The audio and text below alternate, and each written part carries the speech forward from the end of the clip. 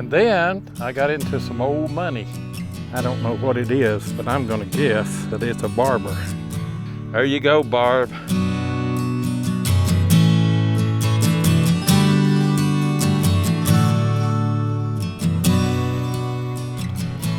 There's all the site right there. I know you can't see the flags because they're so small.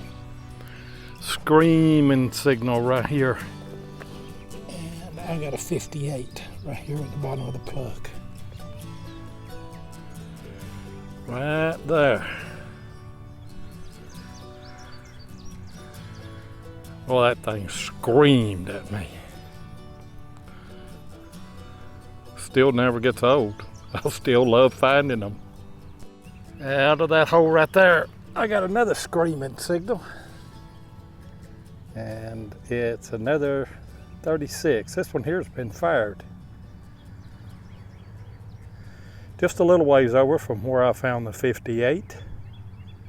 I'm on another section of camp right here. On up, back in behind me right here is where most of the stuff come from.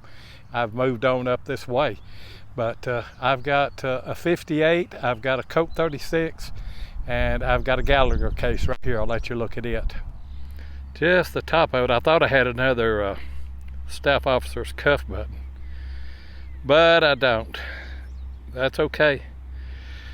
Maybe there's a Gallagher around here. I got a bullet right here. I can't tell, but I'm hoping that's a Cosmopolitan bullet.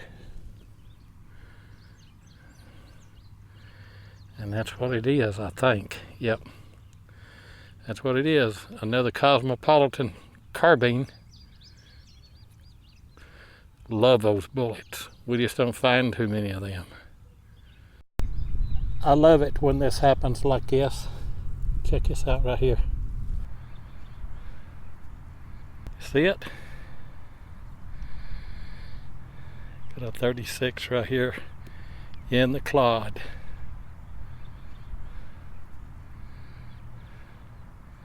That's what it is, a Colt 36. Now that is a sweet bullet, little Colt 36, beautiful. There is another hot spot right up in here. I know I'm shooting into the sun there. Out of that hole right there, I had another one of those pretty little Colt 36s. Those Colt bullets, I know I say it all the time, but those Colt bullets are one of my favorites. I just love the design. Now I can find these bullets right here with a VLF. They are blowing my ears out on this GPX. Got the 11-inch mono coil and not deep. There it is right there. It's a dropped 58. I just moved up the hill a little ways. This one's not real deep, and I'm not for sure what this is. I thought it was a 58, but I about halfway believe it's going to be a Gallagher. Good sound though. I got a button here. It's not an eagle button, but it is a two-piece with a iron shank, iron back. It wasn't deep at all. Screaming signal. Huh. Don't know about that one. Civilian button, I guess. And then I got into some old money. I got a deep Cohen right here. Dirt's falling back on it now.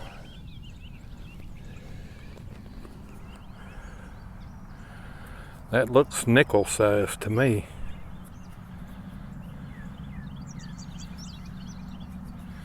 I'll tell you what, I see stars right there. I believe it's going to be a V-nickel. Let me get it cleaned up and I'll get back. It is a V-nickel. Looks like maybe a plow had scored that a little bit along the date, but I believe it's a 1910. Can't see the, well, you can almost make the V out. fertilizer has really eat this one up on the back side. I found that V-nickel right there. I'm probably 10-12 foot up to there. I know you can't tell, but I've got an Indian here. I'm not going to get a date off of this one, I'll guarantee you that. I can just tell that it's an Indian. There you go, Barb. You can see that right there. I don't know what it is, but I'm going to guess. I know it's a silver coin. I'm going to guess that it's a barber. Let's see if I can pop a side of it off here.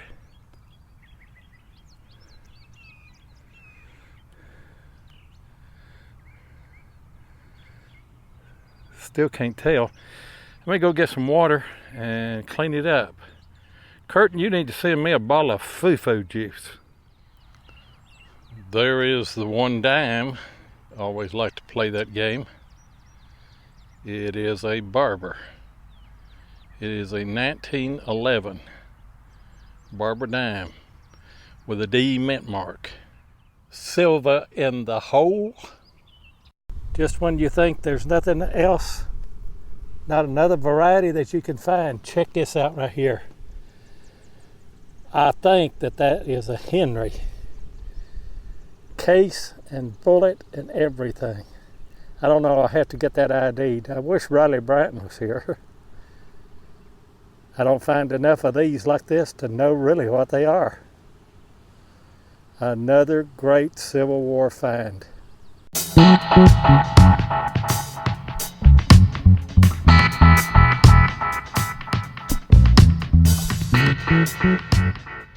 The original Henry rifle was a 16-shot 44 caliber rimfire breech-loading lever-action rifle. It was patented by Benjamin Tyler Henry in 1860. The Henry was produced from 1860 through 1866 by the New Haven Arms Company in Connecticut. The company was renamed the Winchester Repeating Arms Company later in 1866. For a Civil War soldier, owning a Henry rifle was a point of pride. Letters home would call them 16 or 17 shooters, depending on whether a round was loaded into the chamber. Just 1,731 of the standard rifles were purchased by the government during the Civil War, but the Commonwealth of Kentucky purchased an additional 50. Henry rifles had an exceptionally high rate of fire compared to other weapons on the battlefield. According to firearms historian Herbert G. Howes, one man armed with a Henry rifle was the equivalent of 14 or 15 men equipped with a single-shot gun.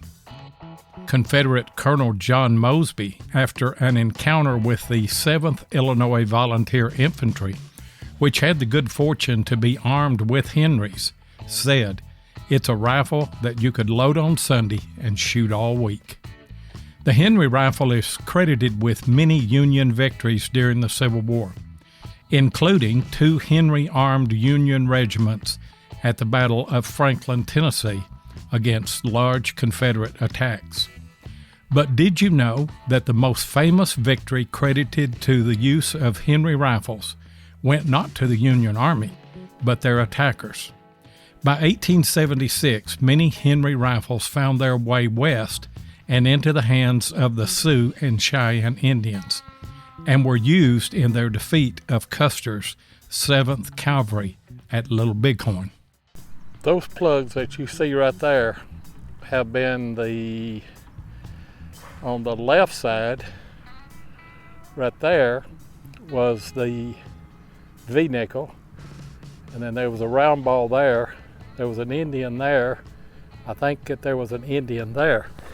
I got a hole here, and I just seen, where'd it go? There it is, right there. Not sure what it is. Gonna be a Lincoln, gonna be a wheat. I'll take a wheat though, that's all right.